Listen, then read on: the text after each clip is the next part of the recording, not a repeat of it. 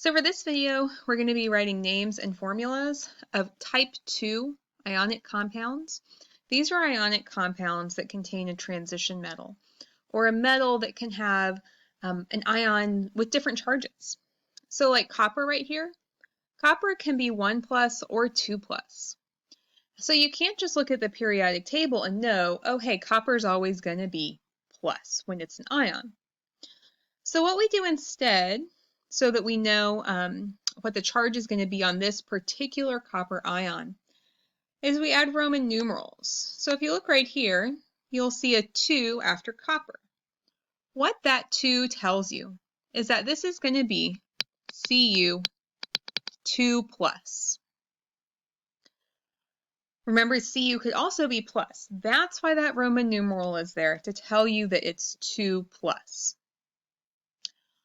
All right, so we need to find the formula of this compound. It is ionic, so it's going to swap, drop, ignore, and I'll show what that means in a second. But that means that to start, we need to write the formulas for these ions. So we have Cu2 plus. We also have bromide, and the bromide ion is Br minus. To swap, drop, ignore, we take the charge here. We take that guy, swap it to Br, drop it to the bottom, ignore the plus or minus. So we're going to eventually put a 2 down here on the bottom of Br.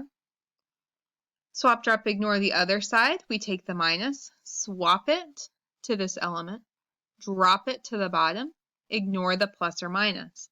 There's no number here, so we don't need to add a number to Cu.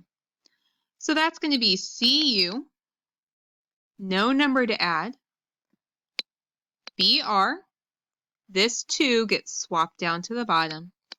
So CuBr2 is the formula for copper 2 bromide.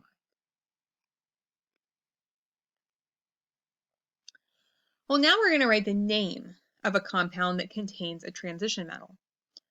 This has Fe2O3.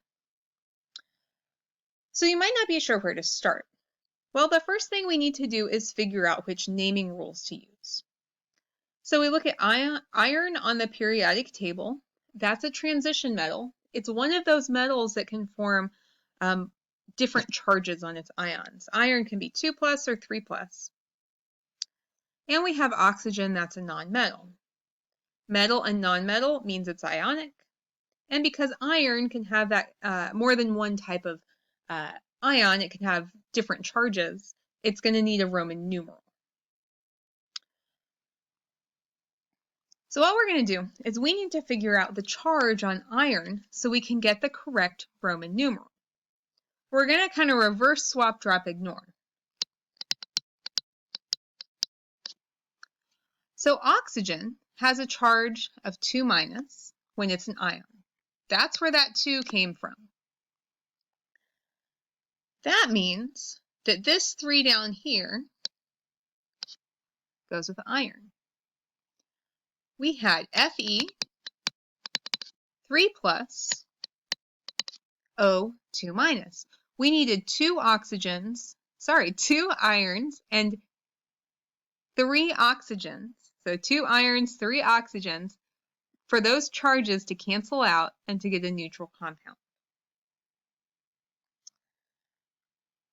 Since this is Fe3 plus, that means the name is going to be iron, Roman numeral 3. The second element is just like before. We take this element, oxygen, and change the ending to IDE, so that becomes oxide. The name of this compound is iron 3 oxide.